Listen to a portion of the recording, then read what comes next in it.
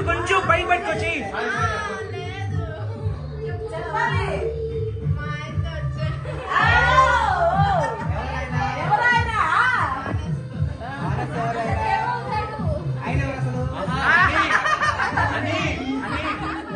అని మా మామయ్య గారు మా అన్నయ్య గారు చెప్పు చెప్పండి ఎక్కడికి వచ్చావు? ఏం కదా?